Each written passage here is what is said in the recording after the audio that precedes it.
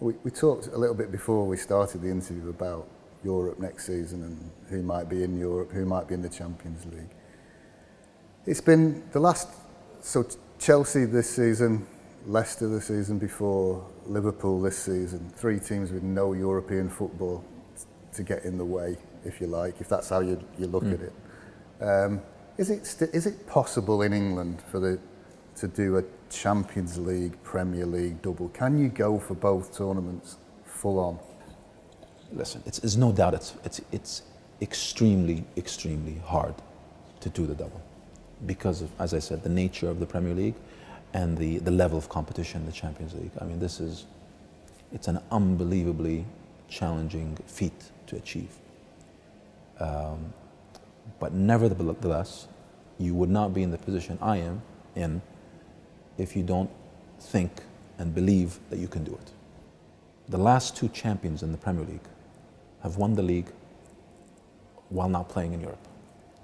So that's shown in my view, the advantage that puts for teams that are not competing in Europe. But we also have to acknowledge that Leicester was an anomaly. It was, for a team with the resources that Leicester City had, it is unbelievable for them to win the league, and it's truly a remarkable feat. In Chelsea's case, I think with the squad Chelsea has, with the manager, with the organization and the resources Chelsea has, the anomaly was for them to finish 10th the season before, not that they won the league this year. I think them playing the league this year without Europe, no doubt, provided them with an important advantage, and that's helped them win the league. I don't take anything away from them. Winning the league is winning the league, and they've done an incredible job, and my hat's off to Conte and his squad and the entire management of Chelsea. I think they've done an incredible job this year, and the results speak for themselves. But nevertheless, the point remains that going into next year, no doubt teams that are in Europe will have a more challenging experience winning the league than teams not in Europe. But that's no excuses, because for us, our job, as I was trying to make in my previous point, is to try to win both the Premier League and the Champions League, and to do everything we can to do so, and that will remain our objective. And that may involve some young players, which is always a great topic of conversation amongst fans, especially those who watch the youth teams a lot. I mean, Pep's already said he's likely to take 3 or 4 with him to America and in pre-season. Where are we in terms of where you want to be in terms of development? Now, with the academy, I would say that's another area where my thinking has evolved over the years. Today, if you ask me today, what is the objective from the academy? It's not really winning silverware at the academy level. It's great that our under 14s, our under 15s, our under 18s are doing and winning their respective competitions. That's fantastic, and it's something that is great, and we should always support. But that's not the priority. The priority is to have players graduate from that academy into the first team. That's, to me, far more important for Manchester City than winning silverware at the academy level. And today, I look at our academy, we are doing great things across all age groups, and it's not just this last year, but we've been doing it now for a couple of seasons. So we are really in a very good place in terms of the development of the academy, in terms of the quality of the players we have at the academy. What also makes it special this year particularly is we have 3 or 4 players that I think we can genuinely believe have a very good chance of making it to the first team. Pep spends a lot of time watching our academy players compete, and that's a great thing. That's one of the great attributes that I've always loved in Pep, and I've seen him now in action, and I've actually attended a couple of games with him this year, academy games, where I've sat with him and seen how he knows every player by name, He follows them at multiple age groups. And that's great, because that's really what we're trying to build in terms of an ethos in this club. You look at Sancho, Jadon Sancho, you look at Phil Foden, you look at Brahim Diaz, just to name a few. These are players that are extremely talented. These are players that have a very good chance of making it to the first team. And these are players that if you ask Pep today, he will tell you they can and will be first team players at Manchester City. They're in those positions though where David Silva and Leroy Sané and Raheem Sterling are operating, and maybe Gabriel Jesus as well. So it's a difficult old task for them. But I guess it means we're not looking for too many attacking talent. There's a balance that you always have to strike, and the balance is not easy. This is where I think we as an organization, everybody involved here has to sit and make the best decision. If the end result is getting Sancho to be a starter at Manchester City, there's a balance that needs to be struck. At which point does he move from the academy?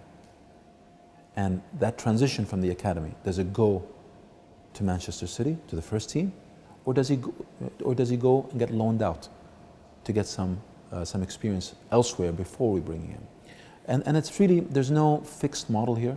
It really depends on each player and our requirements, and when is the right time to bring them in, and at what age, and at what physical and technical capability are they ready to be part of that first team squad. There will be different paths, but the end result is how are we going to get these young men to be part of our first team. Which is what the CFA was set up for. Absolutely. To provide a production. Absolutely. So are you satisfied it's doing its job, or could it be doing its job more quickly? Everything can be done more quickly. That's my motto in life. Everything in football can be done more quickly, particularly with the aspiration we have. Our transition last year could have been done quicker. Our transition this year should be done quicker. I want to win every year. I want us to be competing to win the Champions League every year. I'd like at least a player, if not two, playing and competing at the first team level from the academy every year. Yeah, that's what I'd like. So can we do that? We will try everything we can. Certainly everybody knows that ambition and that target. And today I think the academy is producing. So the short answer is the academy is producing what we aspired for it to produce, and it's doing it now. And I'm not talking now in the future, I'm talking about now, because I know what we have. So if we can move off the pitch, the City profit was posted again last year. How important is that business thing runs in parallel with winning the... It's very important. It's very important because this club has to have a sustainable development strategy. And that's what we've built over the years, and that's what we have today. We've posted a profit of approximately £21 million. We've hit record years in terms of revenue at about £392 million. We are financially very strong. We continue to be profitable. We will continue to be profitable, and we will continue to grow our top and bottom line. And that is important. That's important because the legacy that we have to maintain for this club is financial sustainability and stability. And that's been achieved. And I would say today more than ever, I know we have laid the right foundation, and we are on a highway that's going in one direction, and that's in the positive direction. Let's talk about something else that we can I think, be immensely proud of is the community work. So CITC celebrated its 30th birthday this year, and when we talked about Pablo and that connection he has with the fans, and then we did the Nothing Without You visits from the players earlier this week, All that I think creates a great feeling of togetherness between the club and its paying customers, which is not always the case in football at the moment. And so you must be very proud of that. I'm proud, but we need to do more. We need to do more of that. I'm very committed to this program. I'm very committed to our community. I'm very committed that every individual in our group has to play their part in supporting the community that we serve. Our club is going to go places successfully. That I have no doubt about that. But we are not going to be successful completely in this journey if we don't have our fans and community with us, hand in hand, fully committed to us. That is a relationship that is organic with this club. This is a club that has a very special fan base. And what we must not do is to forget our core. And that's a challenge. It's not easy. When you are becoming global, when you are competing in the Champions League, when you are, we've grown astronomically over the last 9 years. It's been an incredible growth strategy. And with that, sometimes you miss things. We shouldn't miss things when it comes to our fans. Our fans are a priority and should be a priority. And if we've made mistakes, I apologize. But what I do promise you is that we will try always to do our best. And as long as you keep telling us how we can help and what more we can do, you have an ear here that's always going to listen. Because I really care. That special emotion, I mean, you could feel the club and the fans came together perfectly on the night Pablo said goodbye. I don't think there's a dry eye in the house. I think the club demonstrated it knew exactly what the fans wanted, and the fans responded to that perfectly. I think that was a kind of it. That was a very special evening, and it's everything organic about City. You had a very natural event that you look at the eyes of everyone. Pablo, his family, the rest of the players, but above all the fans. This was their night. This was everybody's night. This was Pablo's night, but this was the fans' night.